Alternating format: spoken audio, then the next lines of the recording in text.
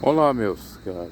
Comentar acerca de algumas más interpretações, falaçadas, de pessoas que talvez não têm a dose certa do equilíbrio.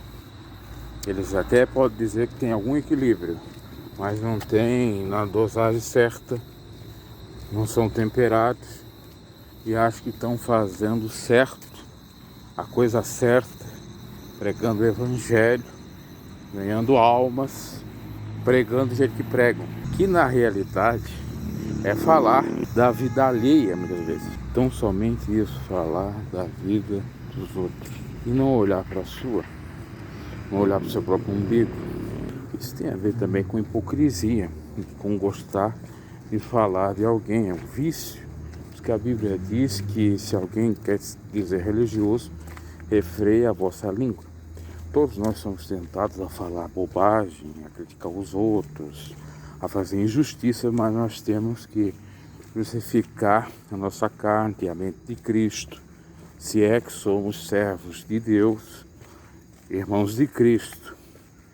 Então, eu vejo isso há quase 20 anos, desde 2005 foi o ano que eu me converti, dentro e fora da igreja, esse procedimento.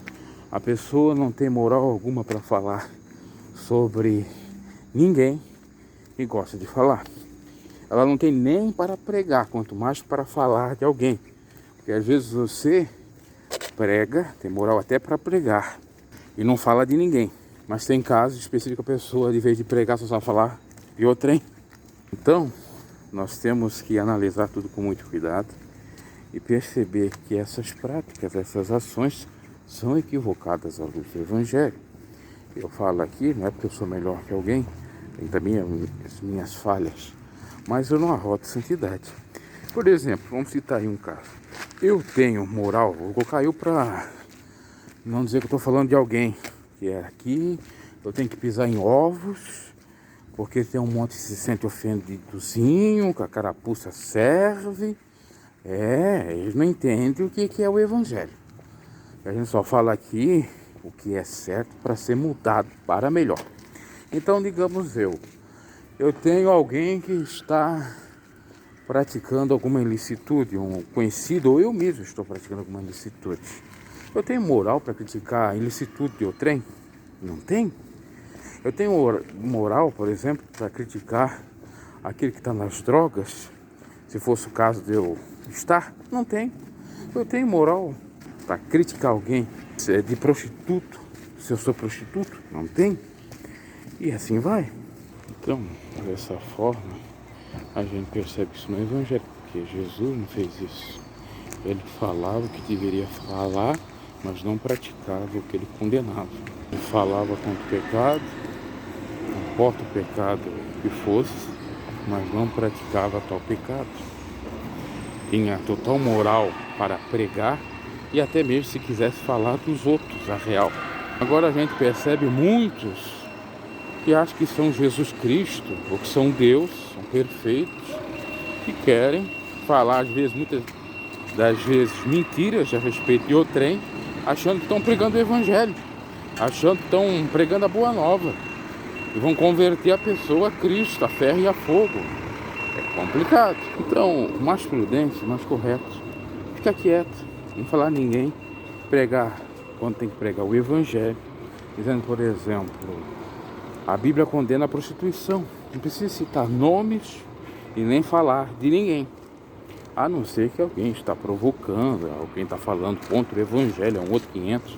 Inclusive, como foi o caso aí da André Surak, que ele disse que do jeito que ela está, Deus vai salvar ela. Isso é uma heresia do ponto de vista cristão, porque se ela vai ser salva, toda mulher pode fazer o que ela faz que vai ser salva.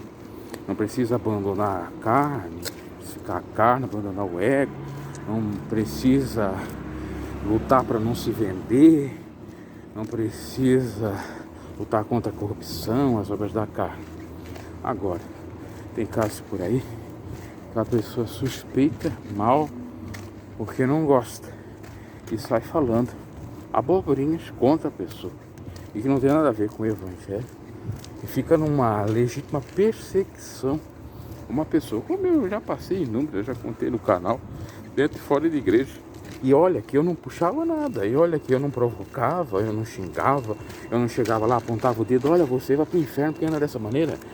Não, inclusive quando eu pregava, ia até um casal de gay, ou um casal de namorados homoafetivos, que eu nunca preguei contra, que eu nunca desrespeitei, só pregando o evangelho. Se pregasse porventura que quem pratica a sodomia não vai para o céu, era bíblico, não estava ofendendo. Mas eu me recordo de duas ocasiões que me marcaram, três na realidade.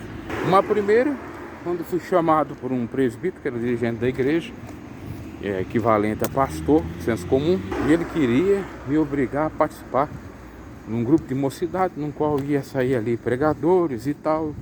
Eu não queria pregar, eu disse, olha, não tem nada contra a mocidade, tudo bem, respeito, pode continuar aí, não vou ser contra, mas eu sinto que não é para mim isso.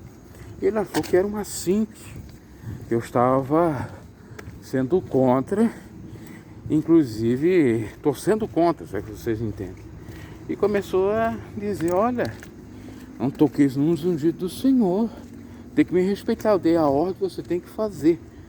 Eu fiquei pensando assim, ué, eu sou obrigado a fazer aquilo que a Bíblia não manda? Ah, mas a Bíblia manda obedecer a vossos pastores, eu estou te desrespeitando, te desobedecendo. Ah, porque não sei o que. Aí eu disse assim, olha aqui, a Bíblia diz que todo que aceita Jesus, ele é ungido de Deus, primeiramente. 2, eu não estou sendo contra isso aí, só eu não quero participar, não pode me obrigar. 3, eu não sou contra você. Para que eu vou falar isso? O camarada ficou até ele ser tirado de dirigente, me perseguindo, falando em cima do púlpito, indiretas, para mim. E eu ainda ia nos cultos, para ver o tamanho da minha humildade, porque o certo nem era para mim ir. Eu sabia que toda vez que ele pregava, eu falava, porque tem um aí, tem um aí. O camarada pirou de vez, entendeu? E olha só, tudo que eu fiz, mesmo sem saber, foi até bom. Inclusive, essa parte aí de eu ter negado, hoje se descobriu que a mocidade estava cheia de imperfeições, tinha fornicações, eu poderia ter me envolvido, estragado a minha vida sentimental, enfim, já contei isso. A segunda questão. 2, tem a ver com a minha saída da instituição. Quando eu saí, teve uma pessoa que disse que eu estava saindo por conta de prostituição, que eu era um prostituto. Não sabia ele, essa pessoa que disse isso, que eu estava saindo para não estar mentindo em cima de púlpito em revelação, e que eu já sabia das prostituições dos líderes da própria igreja, e eu não falei nada. Você vê o que é suspeitar mal, o que é perseguir, e foi falando. E outra, foi queimando a língua. Sabe por quê? Porque os parentes dele que fizeram um monte de prostituição dentro e fora de igreja. E não adianta dizer que é mentira, porque é mais puro cristalino na verdade. Eu, graças a Deus, tive a honra de não me prostituir, e tive essa virtude de não ter me prostituído dentro da igreja. E nem fora, quando saiu, o que eu fiz comparado às prostituições, dos líderes daquela instituição que eu pertenci, e a outros tantos que eu conheci. Olha, eu sou até santo, eu sou até um beato, um virginal. Eu tenho que ser canonizado pela Igreja Católica, beatificado e canonizado. E uma outra situação foi um dia que eu estava numa religiosidade grande, até estava extremista, um pouco errado, mas no entanto também, pela lógica, eu até não estava errado, porque estava sendo zeloso do regulamento daquela instituição, da doutrina, e acabei entregando o camarada, estava descumprido uma coisa lá, até dei motivo, e aí foi uma perseguição. Eu virei da noite pro dia de santo para endemoniado, capetado. Foi perseguição do filho desse camarada que era obreiro, andou me pegando na rua, querendo até me ameaçar de morte, ou de coisa nesse sentido. Então o que pega é você ser sincero, sendo você falando ou não alguma coisa, sendo você agindo pelo certo ou não. você vai ser perseguido. Isso já é bíblico, mas é o correto. Cada momento com a sua vivência. Voltando ao início que eu estava falando, camarada que não sabe pregar, que fala da vida dos outros e não olha para a sua própria vida. Eu, nesses 3 casos que eu citei, creio que muitos também, eu não agi hipocritamente. Quando defendi aquele regulamento, eu estava cumprindo aquele regulamento. Quando eu não queria participar lá do movimento da mocidade, eu já tinha percebido que a mocidade não estava andando bem, dentro daquilo que eu entendia, mas eu respeitava e não fui lá atacar. E estava dando exemplo, porque eu não fiquei com nenhuma moça, não tive nenhum relacionamento dentro da igreja, fora daquilo que estabelece o regulamento deles. E quando eu saí, foi a melhor coisa que eu fiz, porque eu já não acreditava mais naquilo, inclusive nos próprios regulamentos loucos, e principalmente ter que mentir em nome de Deus para agradar a dirigente ou para trazer dinheiro para a igreja. Agora percebam, todos aqueles, nesse caso, nesses 3 casos, que me atacaram, estavam fazendo o oposto daquilo que eu estava pregando. Quem que é o hipócrita? Quem que é o hipócrita? É só analisar. Então, o certo é ficar quieto. Quando você não alcança ou não está no patamar de santidade, ou até mesmo de moral, com relação às outras pessoas, fique quieto, observa, guarda para ti, vigia os lábios, vai falar, vive o evangelho. É óbvio que se tiver alguma provocação ou alguma coisa que não é bem correta, que alguém esteja falando, você pode interferir, você pode falar, tem o direito de resposta. Cristo sempre dava resposta para muitas indagações insanas ou provocações totalmente fora daquilo que o Pai tinha estabelecido, o Pai divino, Deus. O Evangelho é fácil para quem ouve. Agora, para quem não ouve, para quem só quer saber de ego, aliás, então deixa a soberba de lado, não fale daquilo que você não sabe, somente se você não tem moral para falar nada, não fale, para não pagar mico, para não ser vergonhoso.